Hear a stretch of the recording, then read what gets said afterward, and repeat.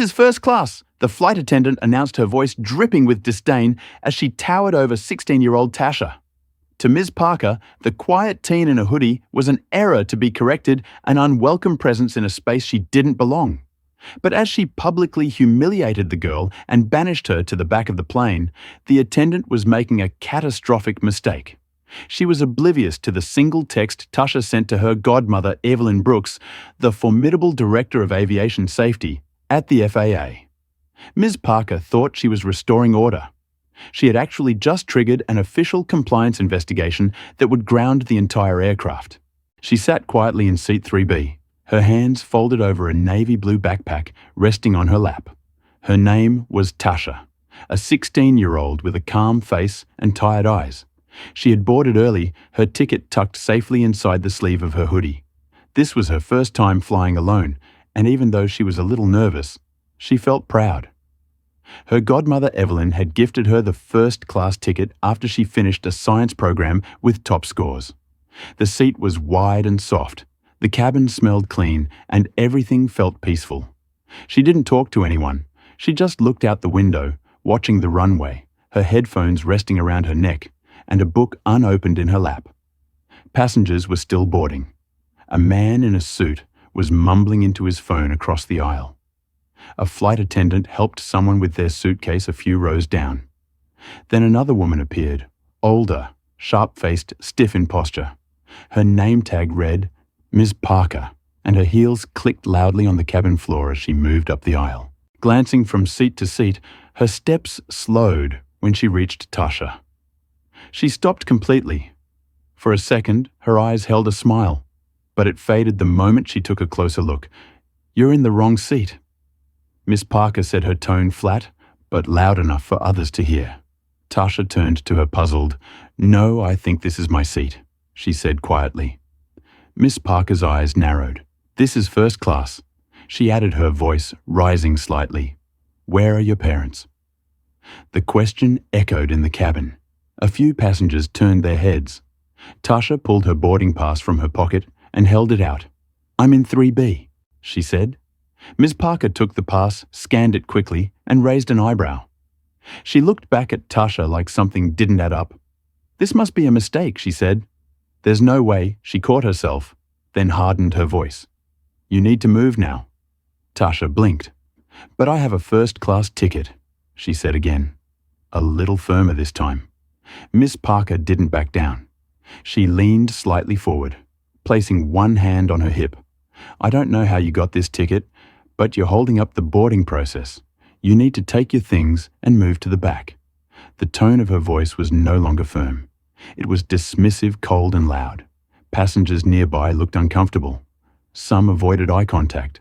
Others watched like it was a scene on TV. Tasha's face burned.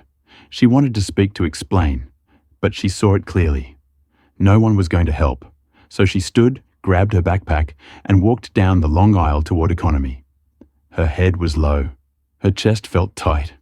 She didn't cry. She wouldn't. In the back of the plane, she found an empty seat by the window. She sat down, placed her bag at her feet, and stared out at the tarmac. She could still feel Ms. Parker's voice in her ears, sharp and loud, as if she'd done something wrong. She hadn't. She had followed every rule. She had earned this trip.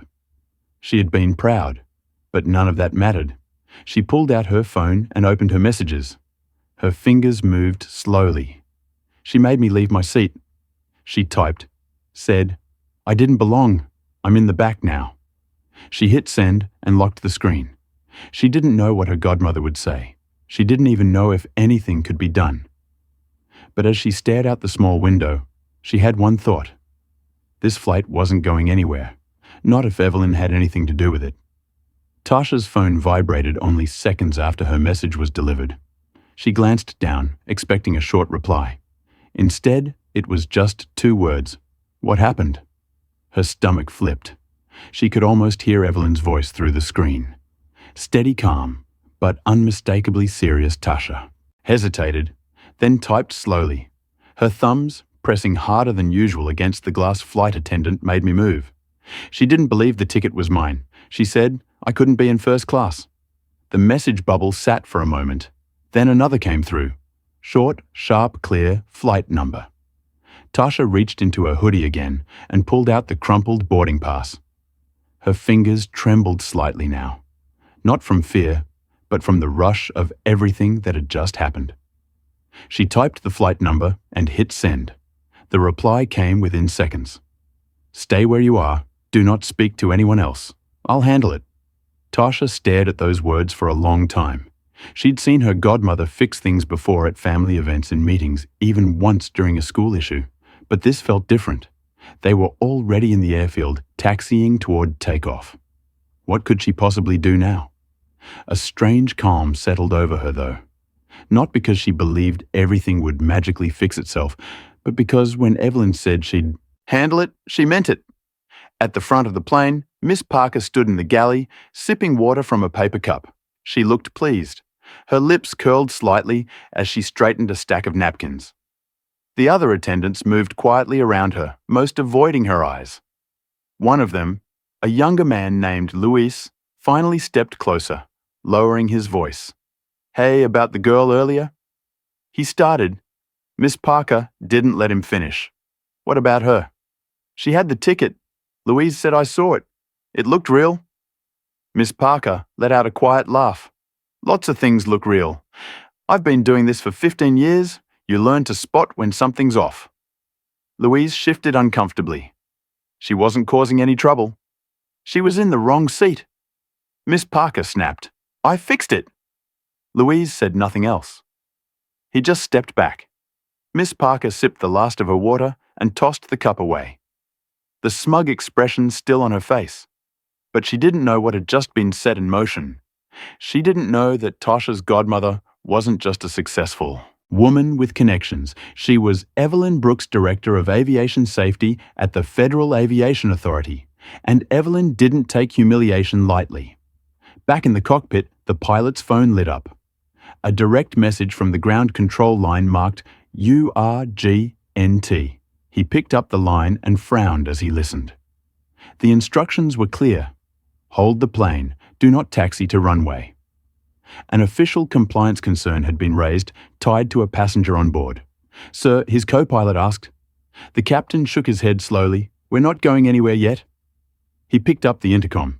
"Ladies and gentlemen, we've been asked to remain at the gate a little longer due to a minor delay. We'll update you shortly." The passengers groaned softly. Most didn't think twice delays happened. No one questioned it. But for Tasha, it was the first sign that something was shifting. And for Ms. Parker, it was the beginning of a storm she never saw coming. Tasha sat still in the cramped economy seat, staring at the seatbelt sign as it blinked above her. She didn't move. She didn't speak. The message from her godmother echoed in her head over and over. "Stay where you are, I'll handle it." She could feel the energy in the cabin begin to shift. A few passengers were checking their watches. Others whispered to one another, wondering why the plane hadn't taken off. But no one looked at her. No one said a word. Meanwhile, in the front cabin, Ms. Parker moved down the first-class aisle with forced grace. She offered a tight smile here, a polite nod there, pretending everything was fine. She stopped at seat 3B, now empty, and adjusted the headrest, as if that could erase what had happened just minutes earlier. One of the passengers, a woman with silver hair and a pearl necklace, leaned slightly toward her. "What's the hold-up?" she asked.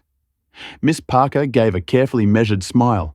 Just a small delay, should be resolved soon. She moved on quickly, not waiting for a reply. Inside, she felt the first flicker of discomfort. She glanced toward the cockpit door but didn't move toward it. Something didn't feel right. She straightened the folded blankets at an empty seat, trying to keep her hands busy. In the cockpit, the captain tapped his fingers on the armrest. He had just gotten off a second call. This one from someone he wasn't used to hearing from directly, a representative from the FAA. Not a routine call, not a simple inquiry. The words were still fresh in his ears. "There's a complaint filed by Director Evelyn Brooks regarding an onboard passenger. You are to remain grounded until further notice. She wants answers immediately." The captain had flown for over 20 years. He'd dealt with engine faults, airspace routes, even aggressive passengers. But he had never received a call from someone like Evelyn Brooks. Her name carried weight not just in aviation, but in government oversight. If she said, "Stop the plane," you stop the plane. "Contact your senior cabin crew," the voice had said. She'll need to explain why a first-class passenger with a valid ticket was removed from her seat without cause. The captain hung up, stood and opened the cockpit door. "Miss Parker." He called his voice calm, but clipped. She turned around. "Yes, Captain. Step up here, please." Passengers nearby glanced up. Miss Parker's smile faltered. She smoothed her blouse with both hands and made her way toward the front. Inside the cockpit, the door closed behind her. The captain didn't speak right away. He motioned to the headset where a voice from the ground was already waiting. She placed it on her head. Confusion in her eyes. "Miss Parker," the voice began. "This is James Sandler, FAA Operations Manager, speaking on behalf of Director Evelyn Brooks." She froze. "We've been notified that a passenger, Tasha Holloway, was removed from her first-class seat under your instruction. We are currently investigating the validity of that action." Ms. Parker's voice caught for a moment. "She didn't appear to be a first-class passenger. I was following protocol." "Did you scan her ticket?" I looked at it. "That's not what I asked." The silence that followed was sharp. The voice on the line didn't change tone. "Did you verify her boarding pass with the manifest or ground agents before removing her?" Ms. Parker's hands grew clammy. "No, but I made a judgment based on the situation." "You made a judgment based on what she looked like," the voice said flatly. The captain stood to the side, arms crossed. He didn't interrupt. Miss Parker swallowed hard. Her throat felt dry, her chest tight. "You're to return to the passenger immediately," the voice continued. "Escort her back to first class. Apologize clearly and in front of other passengers. This flight will not move until that is done." And after that, she asked barely a whisper. After that, the voice replied, "We'll be waiting when you land." The line went dead. Ms. Parker took the headset off with shaking fingers.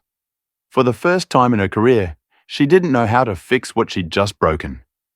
M. Parker stepped out of the cockpit, slowly, her face pale and her steps unsteady. The confident stride she had earlier was gone. She avoided eye contact with the first-class passengers as she passed them, her hands fidgeting with the edge of her uniform. Each step down the aisle felt heavier than the last. She could feel the weight of the cabin's silence pressing down on her. Everyone was waiting for the flight to move, waiting for an explanation, though no one yet knew the real reason they were still grounded. As she neared the economy section, her eyes searched the rows until they landed on Tasha, who was still sitting quietly by the window. The girl hadn't moved. Her backpack was tucked neatly under the seat again, her arms folded across her lap. She stared out the window, calm on the outside, but her mind was spinning. She had no idea what was going to happen next, but she knew something had changed. She could feel it in the tension of the cabin, in the looks being exchanged between crew members, and now in the awkward presence of Ms. Parker. Approaching her seat, M. Parker crouched slightly, forcing a strained smile. "Miss Holloway." She began, her voice lower than before but still tight. "There seems to have been a misunderstanding. I'd like to escort you back to your original seat." Tasha turned her head slowly, her face unreadable. She didn't move. She didn't speak right away. Miss Parker's forced expression began to falter. "I apologize for the confusion," she added quickly, and for any inconvenience caused, Tasha blinked, then tilted her head slightly. "Confusion," she said quietly. Miss Parker nodded, her face tightening. "There was an error in seating." Tasha didn't raise her voice. She didn't need to. Her words cut in a quiet, firm tone. "You checked my ticket, you saw the seat number, and you still told me to move." A few passengers nearby turned their heads subtly. The ones who had heard the earlier commotion now listened closely, their interest suddenly sharper. Miss Parker shifted her weight from one foot to the other, her hands stiff at her sides. "I may have made a mistake in judgment," she said carefully. Tasha watched her for a moment, then looked down at her phone. She typed a short message and hit send. "She's here, says it was a mistake." A reply came almost instantly. Make her say it. Tasha put her phone back in her pocket and stood up slowly. She turned to face Miss Parker, who straightened up as she did. I'll go back, Tasha said, her voice steady.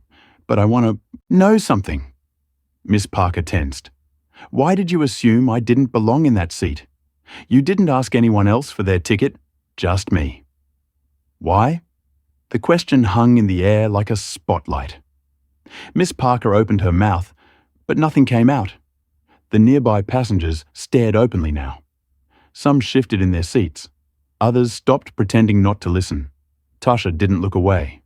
She held her gaze. If you're going to apologize, she said, say what you really did. Miss Parker's lips parted, but her voice caught in her throat. This was unfamiliar ground. She had never been on this side of a conversation, never had to explain herself like this. Her hands felt cold. I misjudged you. She finally said. Tasha didn't smile. She didn't gloat. She nodded once, then picked up her backpack. The two of them walked back up the aisle together, one in silence, the other under the full weight of watching eyes. And as they entered the first-class cabin again, passengers turned. Some looked surprised. Others looked away, ashamed. Tasha returned to seat 3B and calmly placed her bag back beneath her feet. She sat down, folded her hands in her lap, and stared straight ahead. Miss Parker stood beside her, unsure what to say next. If there's anything you need, she mumbled, please let me know. Tasha opened her book without looking up. The conversation was over. Ms. Parker turned and walked back up the aisle. Her face flushed, her steps quick and uneven. She disappeared into the galley, like a shadow slipping out of sight. The moment she left, a strange hush settled over the first-class cabin. People avoided looking at Tasha, but their silence said everything. She could feel the shift not just in the flight, but in how she was being seen. A few hours ago, they didn't even notice her. Now they couldn't stop glancing in her direction, pretending they weren't. Tasha leaned back in her seat and took a breath. She still felt the pressure in her chest, but it was different now. The fear had faded, replaced with something stronger control. Not power in the loud sense, but quiet, steady strength. She opened her book again and stared at the page, though she wasn't reading. Her eyes were focused, but her thoughts ran elsewhere. Across the aisle, a man in a navy blue blazer cleared his throat. He leaned over, slightly, his voice low. I saw what happened earlier. He said. Tasha didn't turn her head. She kept her eyes on the page. Did you? He nodded awkwardly. It was unfortunate. She finally looked up, one eyebrow raised. Unfortunate. He shifted in his seat. Yes, well, clearly, a misunderstanding. She studied him for a second, then gave a small, controlled smile. You mean it was a choice? The man opened his mouth, then closed it again. His fingers tightened around the armrest, and he slowly leaned back into his seat without saying another word. Tasha went back to her book, flipping the page. Even though she hadn't finished the last one, her phone buzzed in her lap.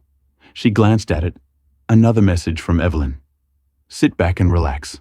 I'm not done yet. She didn't respond. She just turned the phone face down and exhaled slowly. In the galley, Ms. Parker leaned over the counter, gripping it with both hands. Her breathing was shallow, her mind racing. She had walked passengers out before. She had handled angry customers, ignored complaints, enforced rules without flinching. But none of those moments came back to haunt her the way this one already was, because this time she hadn't just kicked someone out of a seat. She had exposed something uglier, and now she was being watched. Her fellow flight attendant, Louise, stepped into the galley behind her. He didn't say anything at first. He just stared for a moment, then finally spoke. You really messed up. He said. Me Parker didn't answer. She's not just some kid. Louise added, do you know who her godmother is? I know now. She muttered, her throat dry. Louise folded his arms. Then you know this isn't going to stop at an apology. Ms. Parker turned her head slightly, her eyes hollow. I did what I thought was right. No, he said quietly. You did what you assumed. She looked away, her jaw tightening. Back in the first-class cabin, Tasha took another sip of water. The silence around her had changed. It wasn't ignoring her anymore. It was filled with discomfort. Everyone knew what had happened. Everyone had seen how she was treated. And now they were being forced to sit with the truth that they had done nothing. Not one of them had spoken up. Tasha wasn't angry, not anymore. She was watching, and she knew this was far from over. The plane still hadn't moved. Passengers began to notice the soft mechanical sounds that usually signaled pushback were missing. No rumble of engines, no announcements about takeoff. Just silence broken by occasional whispers and impatient sighs. A few passengers rang the call buttons. One elderly man removed his earbuds and glanced out the window confused. A woman with a tablet muttered something under her breath and flagged down Louise as he passed by. "Is there a delay?" she asked. Louise nodded. "We've been asked to hold at the gate a bit longer. The captain will update everyone shortly." He smiled politely and kept walking, but the worry in his eyes didn't match the reassurance in his voice. In the cockpit, the captain sat back in his chair. Arms folded, eyes focused on the instrument panel he wasn't allowed to touch yet. The call from the FAA still echoed in his ears. Evelyn Brooks herself had demanded answers. And when someone at her level spoke, people listened. Hard decisions weren't coming from the airlines, customer support team anymore. They were coming from the top of the aviation authority. A few moments later, the in-flight phone buzzed again. He answered quickly. The voice on the other end was calm but firm. "Captain Monroe, we've received additional orders from FAA operations." "Go ahead," he replied. "The incident has been escalated. You are not cleared for departure. The passenger in question has been returned to her seat, but a compliance officer will be meeting the aircraft at landing. You are to maintain full records of crew actions and passenger reports during the flight." The captain blinked. "FAA is sending someone to meet us." "That's correct. This isn't just an internal complaint, it's now marked as a priority incident. The crew member involved will be interviewed immediately upon landing." The line went silent. Captain Monroe placed the receiver down slowly and turned to glance at the cabin door. He had flown senators, CEOs, foreign diplomats, but he had never seen a flight held back for one girl in seat 3B. Back in the galley, Miss Parker stood motionless. The quiet around her felt louder than anything she had ever heard mid-air. Her stomach turned. She had received passenger complaints before. People unhappy with food, unhappy with delays, unhappy with not getting an upgrade. But this was different. This wasn't a complaint. This was a consequence. She stepped out into the aisle again, trying to maintain her posture, but the weight in her chest was growing. Her eyes flicked toward first class. Tasha sat calmly, her legs crossed at the ankle, her hands resting on her lap. She wasn't smiling, she wasn't staring back. She was simply present. And somehow, that was worse. Ms. Parker started walking forward, then stopped midway as Louise stepped into her path. He leaned closer, speaking low so only she could hear. "They just called from the flight deck. FAA is sending someone to meet us when we land." Her eyes widened. "What? You heard me?" Louise said. "You're going to have to explain everything to them." Miss Parker's breath hitched. "I apologized. She's back in her seat." Louise didn't blink. "That's not what this is about anymore." Miss Parker stepped back, like she'd been pushed. Her mind raced. All the years she'd worked the promotions, she had earned the reputation she had built as someone who kept order in the cabin.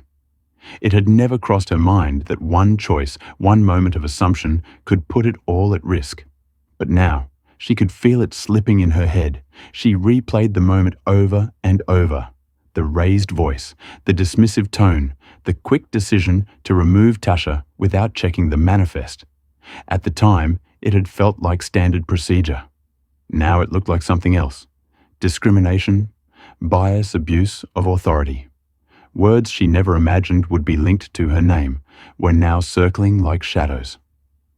Luis lowered his voice one last time. "They're going to ask you why you didn't question anyone else. Be ready." He walked away, leaving Miss Parker standing alone in the aisle. The glances from passengers pierced through her. She wasn't in control anymore. The uniform that once gave her authority now felt like a target on her back. And up ahead, Tasha remained silent. She didn't need to say a word. Everything was already being said without her. The captain's voice crackled through the cabin speakers. Calm and practiced, but with a weight that made people listen closely. "Ladies and gentlemen, this is your captain speaking. We've been advised to delay our departure due to a required compliance check. We apologize for the inconvenience and appreciate your patience. We'll be underway as soon as we're cleared by ground control." There was a pause. A few people muttered. Some sighed, but no one yet understood what kind of compliance check this really was. Tasha sat motionless, eyes steady, but her heart beat faster now. The pieces were moving. Her godmother didn't make threats. She made decisions, and this wasn't just about an apology anymore. Something bigger was happening. She reached down and pulled her phone from her bag. Another message lit up the screen. "Evelyn, the FAA board has flagged the flight. They're logging every crew action now. If anything else happens, tell me immediately." Tasha read the message, then turned off the screen and placed the phone gently back into her lap. She wasn't afraid anymore. She was watching, listening, learning, and she was ready, in the galley. Ms. Parker paced in a tight line. Her palms damped the pit in her stomach, growing deeper by the minute. She had hoped the captain's announcement would settle things, but instead it made the air heavier. Her thoughts jumped around wildly. What would she say when questioned? That she thought the girl was in the wrong seat, that she was just following orders, that she had made an honest mistake. None of it would hold up. Not when there were witnesses, not when the captain had spoken directly to the FAA, not when she had been the only crew member to approach that one passenger and question only her. Luis leaned into the galley again. "You should go sit down before you faint," he said flatly. "I'm fine." She snapped, though her voice cracked. "No, you're not. You've been in this job long enough to know this doesn't blow over. You might as well start thinking about what you're going to say when we land, because someone in a suit is going to ask you to explain exactly what you saw that made you drag a teenager out of a first-class seat." "I didn't drag her. You humiliated her," Luis interrupted. "And you're only sorry now because someone important noticed." The words hit harder than she expected. She looked away. Luis didn't add anything else. He just walked out and left her to the silence. At the front of the cabin, passengers had begun murmuring again. The delay was stretching. One woman stood to use the restroom and passed by Tasha's seat. She paused for a second, just long enough to make eye contact. She didn't speak, but the expression on her face said more than words could. "I saw. I didn't do anything, and I know it." Tasha held her gaze only for a moment, then returned her attention to the window. Outside, the ground crew moved slowly, waiting for clearance that hadn't come. Inside, tension built with every second. The man in seat 2C, a marketing executive with an expensive watch and a trembling leg, finally spoke up to the woman beside him. "They must be checking the plane." She gave a small shake of her head. "It's not the plane." "Well, what else could it be?" he asked. She hesitated, then nodded toward Tasha. "It's her." He followed her gaze, his face tightening with realization. "She's the reason we're still on the ground." The woman added, "You didn't see what the flight attendant did earlier, did you?" He looked guilty. "Number, I was on a call." "Well," she said, voice low, "you missed something ugly." Passengers were beginning to understand that this wasn't mechanical, it wasn't technical, it was personal. And it was being handled by someone with enough power to freeze an entire aircraft in place. Tasha wasn't the same girl who had been sent to the back of the plane. She wasn't nervous anymore. She wasn't confused. She was centered, grounded like the plane around her. And Ms. Parker, she was falling apart behind the curtain. The very silence she had used to control passengers for years now surrounded her, and it had never felt louder. The tension in the cabin thickened with every passing minute. What had started as a routine flight now felt like the inside of a courtroom. Silent, charged, and waiting for a verdict. Tasha didn't move. She kept her posture calm, shoulders, square legs still. She wasn't trying to look powerful. She simply refused to look small. In the galley, Miss Parker sat on a metal jump seat, elbows on her knees, forehead resting in one palm. She hadn't checked the time. She hadn't spoken to anyone since Louise walked away. Her thoughts played like broken audio in her head, snippets of conversations, her own voice echoing back at her. "Where are your parents? You don't belong here. Move to the back." She had said it all out loud in front of people without hesitation. At the time, it felt like control. Now it sounded like evidence. She finally looked up when the phone near the galley buzzed. A crew member picked it up and passed it to her with a glance. Miss Parker pressed it to her ear. The voice on the other end was cool and unfamiliar. "This is Devon Mercer, senior investigator with the FAA, Ms. Parker." Her throat tightened. "Yes, we've received your name in a report concerning an incident on Flight 263. I need to inform you that, upon landing, you'll be escorted to a separate area for formal questioning." Miss Parker didn't respond. "This will not be optional," the voice added. "Please do not speak further with the passenger involved. Any additional comments may be included in the investigation record." She nodded, though he couldn't see her. "Understood?" she whispered. The line clicked off. She set the phone down slowly and leaned back against the wall, letting out a breath. She didn't realize she was holding. Her hands were shaking now, the kind of shaking you can't control, the kind that starts in your chest and spreads without warning. She wasn't being corrected. She was being investigated. Across the plane, passengers began whispering with more purpose now. Something had shifted, something real. A few people were quietly putting pieces together, while others sat stiffly in their seats, hoping no one asked them what they had seen or failed to do. Luis walked past first class again and glanced at Tasha. She looked at him briefly, then back. Out the window, he didn't stop. He didn't say anything, but his silence carried a kind of respect. Not pity, not sympathy. Just a quiet acknowledgement of someone who had endured something and never once raised her voice. At the front of the plane, the cockpit door opened again. Captain Monroe stepped out and walked slowly down the aisle toward the galley. He stopped in front of Ms. Parker, his expression unreadable. "They're meeting us on the tarmac. Security will escort you first," he said. She nodded. Her eyes didn't rise. "They've also requested a full statement from all cabin crew," he added, including passengers seated nearby. "I understand," she said, barely audible. "Good," he replied, then turned to leave. He paused for a moment and added, "I suggest you think about what you're going to say." Carefully. As he walked away, Miss Parker sank lower in her seat. Every second stretched like an hour. Back in seat 3B. Tasha checked her phone again. A new message appeared. "Evelyn FAA security will meet the plane. You'll be the last to leave. Just stay calm." She typed a quick reply. "I'm fine, just watching everything." And she was watching the quiet glances, watching the weight of silence shift from her shoulders to everyone else's watching. Miss Parker unraveled behind the curtain. She used to control. This wasn't a tantrum. It wasn't revenge. It was accountability wrapped in silence. And the longer the plane sat unmoving on the ground, the clearer it became to everyone on board. This wasn't just a delay. It was justice. The cabin remained unnaturally quiet as the plane continued sitting motionless at the gate. The usual sounds of takeoff, the engine rumble, the flight crew's cheerful announcements, the comforting bump of wheels pulling back from the bridge never came. Time stretched. Every minute on the tarmac only deepened the sense that something far more serious was unfolding. Tasha sat still, her phone resting face down on her tray table. She wasn't scrolling.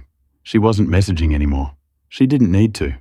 Every part of her could feel the shift in atmosphere. The same passengers who had ignored her now sat tense, exchanging uneasy looks, too aware of her presence to pretend she wasn't there. The man who had earlier called the delay unfortunate now avoided her gaze entirely. Even the woman beside him sat with her hands clasped tightly in her lap, the screen of her tablet untouched. The silence wasn't just awkward, it was heavy, exposing. and no one wanted to be the first to speak.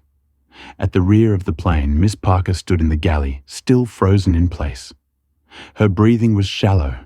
She kept glancing at the curtain, as if trying to decide whether to walk back through it or disappear behind it. Her hands were damp, her thoughts looping without pause.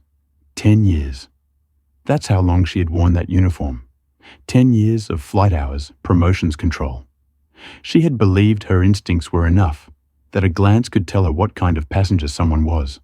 What she didn't see until now was how that same instinct had led her straight into the worst mistake of her life. She thought she was protecting order. But what she had really protected was her own assumption. Luis returned to the galley, his arms crossed. He didn't speak right away. He simply watched her for a moment. Miss Parker turned toward him, her voice small. "They're going to fire me, aren't they?"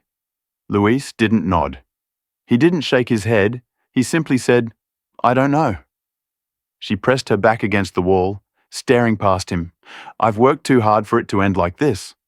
"Then maybe you should have looked twice at her ticket," he said quietly, "or maybe just spoken to her like a person." She winced. "It didn't feel like this before?" Luis tilted his head. "That's because no one ever challenged you before." She turned away, biting her lip. In first class, the energy shifted again when the cockpit door opened once more. The co-pilot stepped into the aisle, leaned toward the nearest crew member, and whispered something. The flight attendant nodded and moved to the intercom. "Ladies and gentlemen, thank you for your continued patience. We've received clearance to begin boarding procedures for the next flight shortly. In the meantime, we'll be preparing the cabin for disembarkation. Please remain seated until the seatbelt sign is turned off." But it wasn't just the usual message the way it was delivered.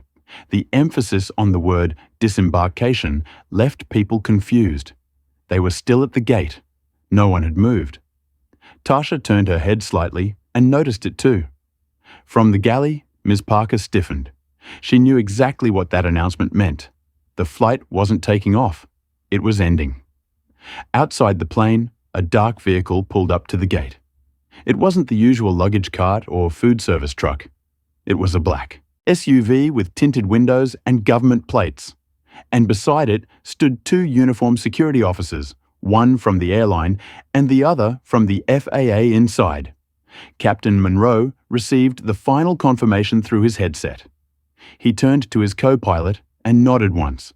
"They're ready to come aboard." At the back of the plane, Ms. Parker leaned heavily against the counter, her knees weakening. Luis glanced at her again, but said nothing. There was nothing left to say. In seat 3B, Tasha glanced down at her phone one more time. A final message from Evelyn appeared. "Security is boarding now. Stay seated, don't speak unless asked." You've already said enough. And she had. Without shouting, without demanding, without ever raising her voice, Tasha hadn't asked to be noticed. But now the entire plane was watching her, and the one person who had tried to silence her was about to be called out in front of everyone. The cabin door opened with a subtle click, but the energy it released felt anything but small. Every head near the front rows instinctively turned toward the sound. Two figures stepped onto the aircraft. A tall woman in a black FAA uniform, her expression unreadable, and a clean-shaven man in a dark suit with a badge clipped to his jacket. Neither of them smiled. Neither spoke a word as they walked briskly past the business class rows and entered the heart of first class.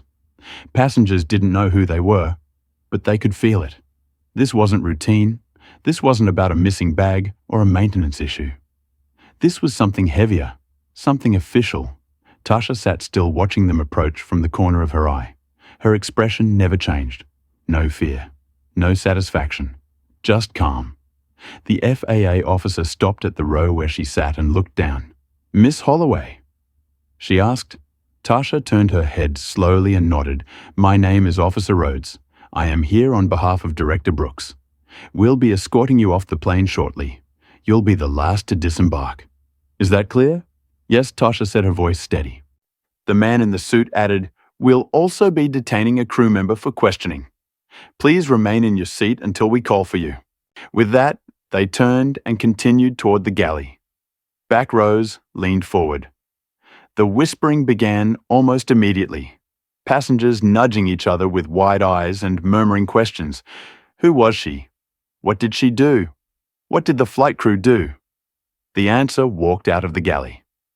Moments later, her face drained of all colour. Miss Parker. She moved slowly, escorted by one of the airline supervisors and a uniformed security guard. She wasn't in handcuffs, but she might as well have been. The silence that followed her was suffocating. Every eye in first class was on her. The woman who had raised her voice hours ago now couldn't meet a single gaze. Her lips were pressed together tightly. Her eyes were locked forward. As she passed Tasha, she paused just for a second. She turned her head, eyes trembling, and met the girl's gaze for the first time since she'd sent her to the back of the plane. But Tasha didn't blink. She didn't look angry. She didn't look forgiving. She just looked back.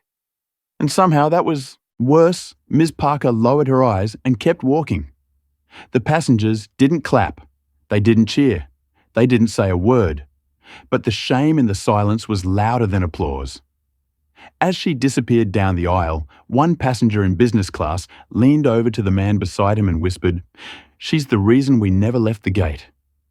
Another added, "She just ruined her whole career." Back in the galley, Miss Parker was led to the front door.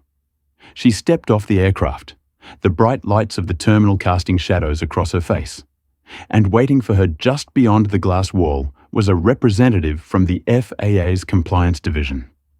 A clipboard in one hand and an expression that meant business. Ms. Parker had once prided herself on never being late, never losing control, never being the problem. But now she was the problem, and there would be no quiet exit. Inside the cabin, the intercom buzzed one last time. "Ladies and gentlemen, we'll begin disembarkation shortly. Please remain seated until the seatbelt sign is off. A member of our team will guide you." Row be row. The passengers didn't move. They all waited, some with discomfort, some with curiosity, all with full understanding. Now that what they had witnessed wasn't just a misunderstanding, it was a public reckoning. Luis walked down the aisle and stopped beside Tasha. "They'll call you when it's time," he said gently. She nodded. "I know." He lingered for a second, like he wanted to say something more, but in the end, he just gave a small nod of respect and walked away. Tasha leaned back in her seat, the plane now almost empty except for her and a few lingering crew members. The curtain had been pulled back. The secrets exposed. She hadn't shouted. She hadn't threatened. She didn't have to. One call, one truth, and the entire flight was grounded. Not because of turbulence, but because a system that had ignored too many voices for too long had finally been forced to listen. The last of the passengers were escorted off row be row, the quiet shuffle of footsteps echoing through the now half-empty aircraft. Most kept their eyes down, awkward and uncertain. The earlier confidence they carried at boarding long gone. Not a single person had the courage to speak to Tasha, not even those who had watched her humiliation and said nothing, and yet their silence now felt like something else entirely. Recognition, not pity, not guilt. Just the uncomfortable awareness that they had witnessed a wrong and hadn't acted. That kind of silence carried weight. Tasha remained seated in 3B, her hands folded in her lap, the tray table still down with her phone resting atop it. She glanced at the dark screen again. No new messages. None were needed. Evelyn had said she'd take care of everything, and she had. Through the open curtain, Tasha could see part of the jet bridge now. A line of suited officials and staff waited beyond it. Some from the airline, some from the FAA. The black SUV was still parked below the terminal window.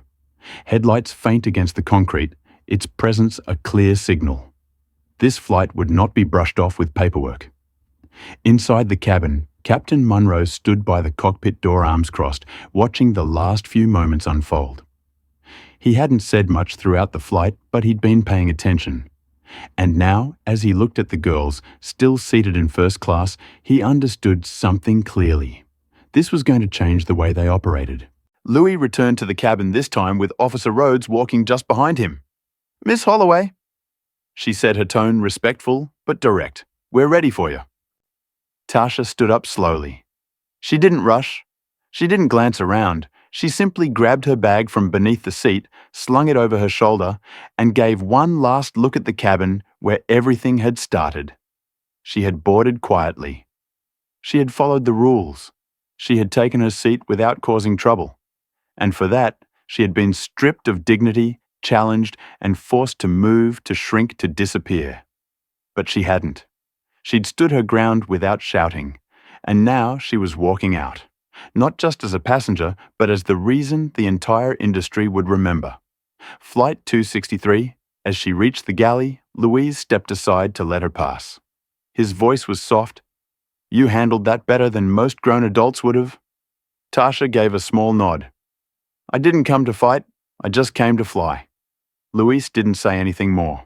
He didn't have to. She stepped through the aircraft door and onto the jet bridge. The temperature shift hit her immediately, but she didn't flinch. On both sides, airline staff and compliance, officers stood still, watching her walk past. No one blocked her. No one questioned her. They just moved aside quietly, letting her through, as if they already knew who she was. At the end of the walkway, Evelyn stood waiting. No badge, no clipboard, no entourage. Just a calm woman in a navy trench coat and black heels. Her posture tall, her face unreadable. Tasha's pace didn't change. She walked right up to her and stopped. "You all right?" Evelyn asked. "I'm fine." Tasha said, "You want to talk about it?" Tasha shook her head once. "Not yet." Evelyn nodded, placing a firm hand on her shoulder. "You did exactly what you needed to do." They turned together and began walking down the terminal, away from the crowd. The officers, the whispers behind them. Inside a small security room just off the gate, Miss Parker sat at a metal desk under bright lights. Across from her, an FAA investigator read aloud from a file, Flight 263. "You removed a minor with a valid boarding pass from a seat she was assigned to without verifying with ground control or flight manifest. Is that correct?" Miss Parker's voice cracked. "Yes. And what was the reason you chose to question her specifically?" Silence. The pen in the investigator's hand hovered above the paper. "I asked you a question," he repeated, calm but firm. Miss Parker swallowed. Her words were barely a whisper. She didn't look like a first-class passenger. There it was, truth stripped of excuse. The investigator's pen began moving. Inside the terminal, Evelyn and Tasha walked in sync. People passed them without noticing. Faces buried in phones and flight monitors. But in one corner of the airport, a team of executives was already reviewing footage, policy documents, and statements from everyone on board. This wasn't going to be forgotten, and Tasha knew it. She didn't just get her seat back. She made the entire airline take a seat at the table of accountability. Not with noise, not with threats, but with truth. Later that evening, inside the headquarters of the airline's main terminal, a private meeting room glowed with soft overhead lights. The polished glass walls didn't hide the tension within. Around the large table sat members of the airlines, executive board, legal advisors, operations, managers, human resources leads, and the chief executive officer himself, Martin Raines. Each one of them had a thick folder in front of them. Inside written testimonies from crew members, statements from passengers, the captain's in-flight report, and most importantly, the official FAA compliance file. The room was silent except for the quiet, flipping of pages and the occasional exhale of disbelief. This incident has already reached internal media teams. One communications advisor finally said, "And trust me, it's not going to stay internal for long." The CEO didn't answer right away. He tapped a pen against the table, his gaze locked on the printed photo clipped to the front of the report. Ms. Parker in uniform, standing rigid near the galley. "She was one of our longest-serving crew." He said slowly, "No major incidents, no recorded complaints."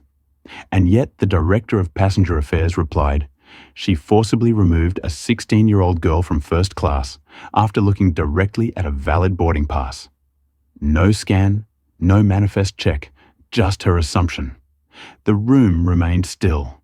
And that girl, the CEO added, "She's not just a random passenger.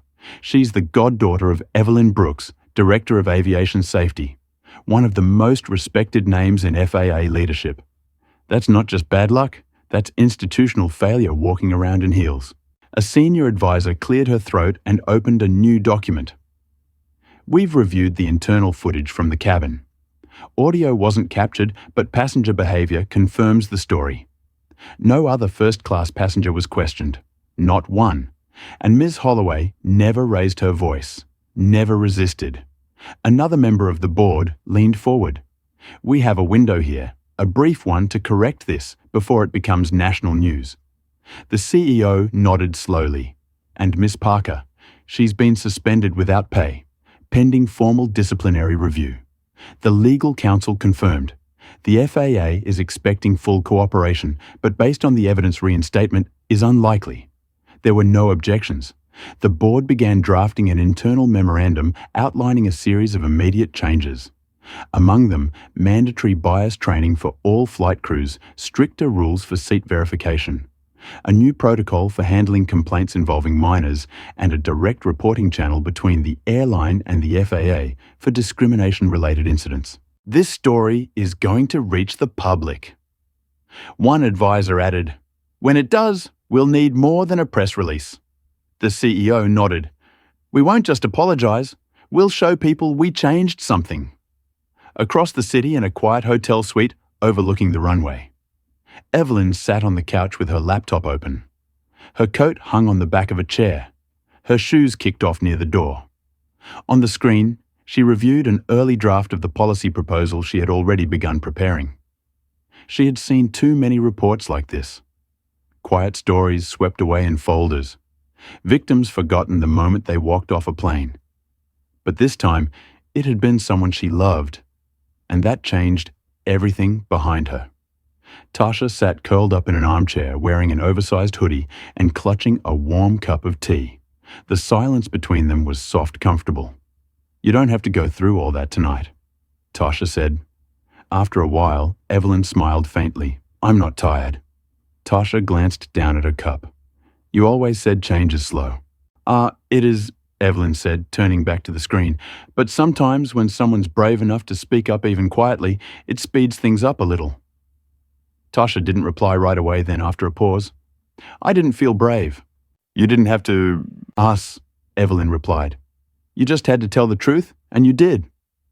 Tasha leaned her head back against the chair and looked out the window. Down below, lights twinkled on the tarmac. Another plane took off its nose, lifting steadily into the night sky.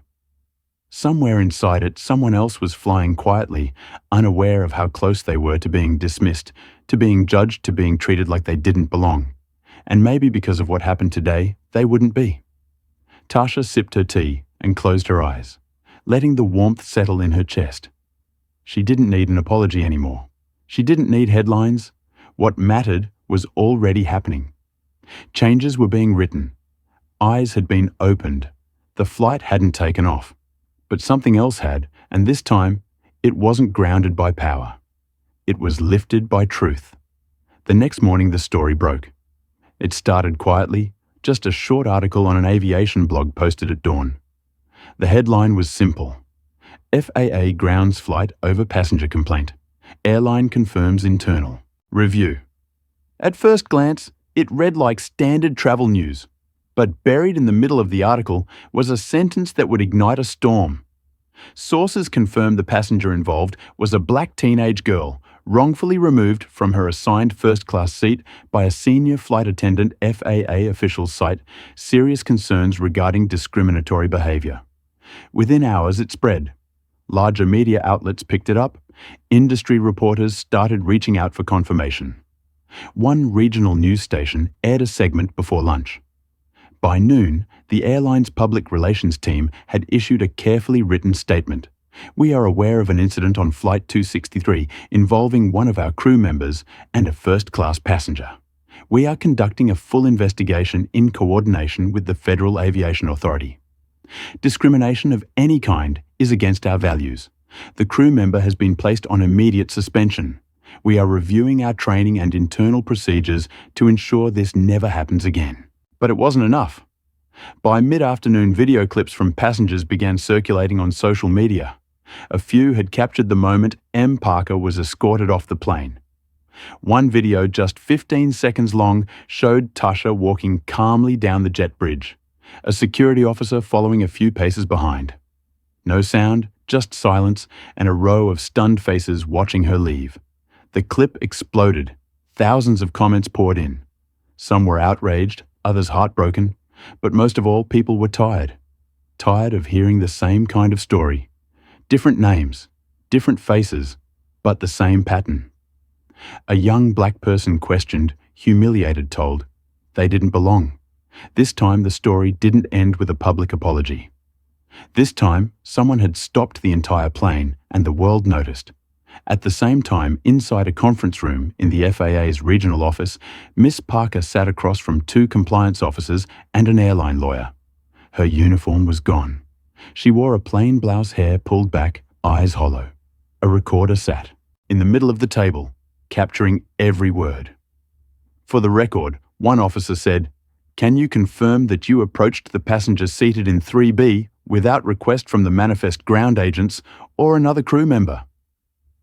Miss Parker nodded faintly. "Yes, why?" "I thought she didn't belong there." She said, "I thought there had been a mistake." "Did you verify that?" "No." The officer leaned forward.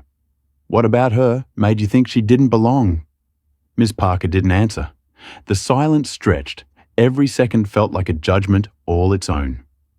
"You understand," the officer added gently. "That's the core of this investigation. That moment, that choice." M. Parker swallowed hard, staring down at her hands. "I've worked here for 10 years, she whispered. "I've seen people sneak into first class before I thought I was protecting order." "You weren't," the officer said. "You were protecting assumption?" The lawyer beside her said nothing, and she knew. There was no fixing this with a memo, no cleaning it up with, "I didn't mean to." That girl hadn't yelled. She hadn't broken a rule.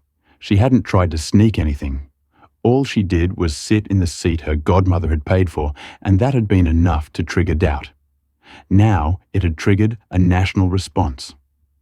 At that very moment across the country, airline staff were being pulled into emergency training briefings.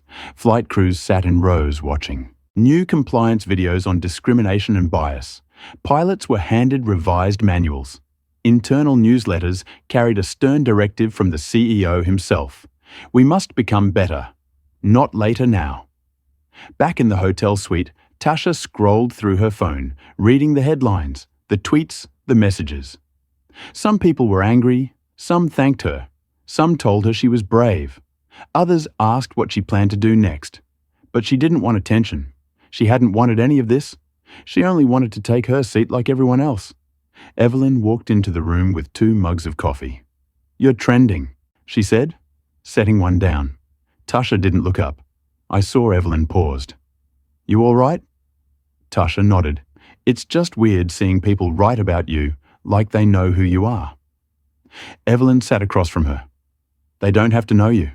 They just have to know what happened and why it mattered." Tasha finally looked up. "Do you think it'll change anything?" Evelyn didn't answer immediately. She took a sip of her coffee, then said, "It already has." And it had. The headlines might fade, the media might move on, but the policy changes the training.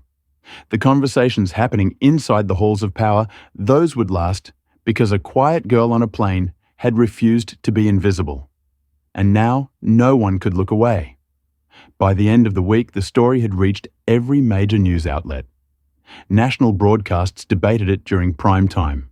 Civil rights groups released statements. Hashtags trended on social media. Schools discussed it in classrooms. In airports across the country, employees whispered about it in break rooms, referencing it not by flight number, but by nickname, the grounded girl.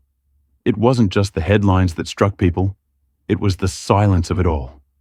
The girl hadn't argued. She hadn't resisted. She hadn't shouted. She had simply told the truth, stayed seated, and made one call. That's what caught everyone off guard. That someone so young, so calm, could freeze an entire airline with nothing but quiet dignity and facts. News shows replayed the footage of her. Walking Down the Jet Bridge podcasts dissected the timeline. An op-ed in the New York Times ran under the title, "She Didn't Belong, or You Didn't Want Her to." People started asking questions inside their own homes. Would I have spoken up if I were on that flight? Why did no one challenge the flight attendant? How many times has this happened without the world watching? But it wasn't just society watching now. The airline was watching too. Under the weight of public pressure and FAA oversight, an internal overhaul began. Ms. Parker's suspension became permanent termination. A formal announcement was made citing a clear violation of passenger rights and company ethics. Her name, once respected in aviation circles, now carried a legacy no one wanted attached to theirs. At corporate offices, mandatory bias training was no longer a yearly module. It became monthly, interactive, and monitored. A new whistleblower policy was implemented, protecting both passengers and crew who reported discriminatory behaviour. Even boarding procedures changed. A two-step verification process was created to prevent staff from questioning passengers based solely on appearance. Airline unions, initially quiet, stepped forward with suggestions of their own.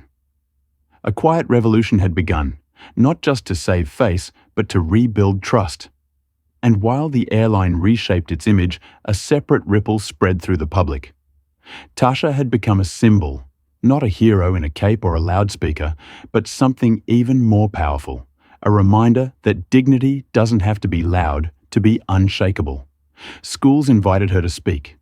Advocacy groups asked her to join panels. Journalists requested interviews.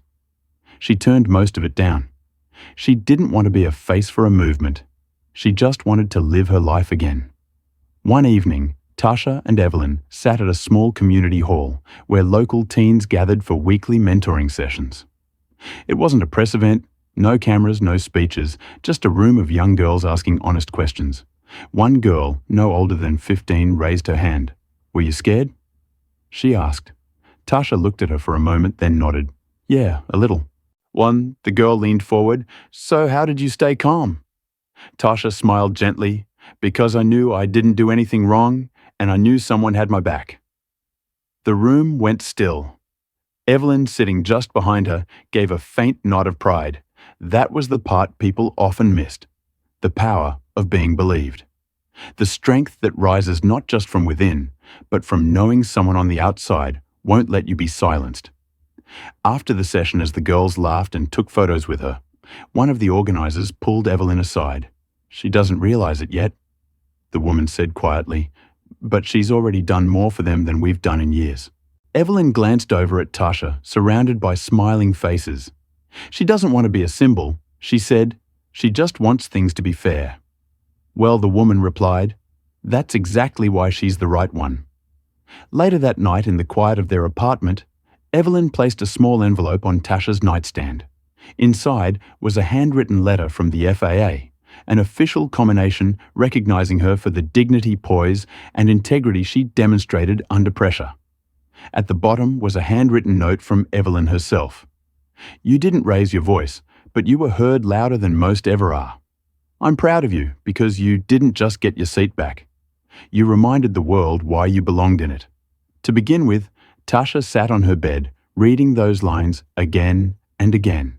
And as she leaned back against the pillow, eyes heavy with quiet thought, she realized the flight may have never taken off, but her voice it carried.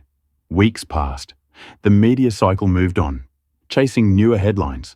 Airports returned to their usual rhythm, hustling passengers, rolling luggage, quick announcements. On the surface, nothing seemed different. Flights boarded, seats filled, planes took off. But underneath, something had shifted. Inside the airline's headquarters, a new training video was added to the onboarding process. It wasn't dramatic. It wasn't promotional. It was just a clear, calm reenactment based on flight. 263. At the end, a slide appeared on the screen. A valid ticket does not ask for approval. Respect isn't based on appearance. Bias has no seat on board. It was required viewing, and it wasn't optional anymore to pretend that kind of thing didn't happen, because it had, and it had left a mark they couldn't erase. Meanwhile, in a small high school auditorium, 3 states away, a teacher paused her class and handed out printouts.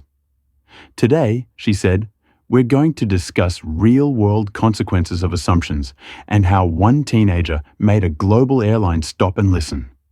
The printout read, Case Study Flight 263, how one girl grounded a system that refused to see her back at home. Tasha began easing back into her life.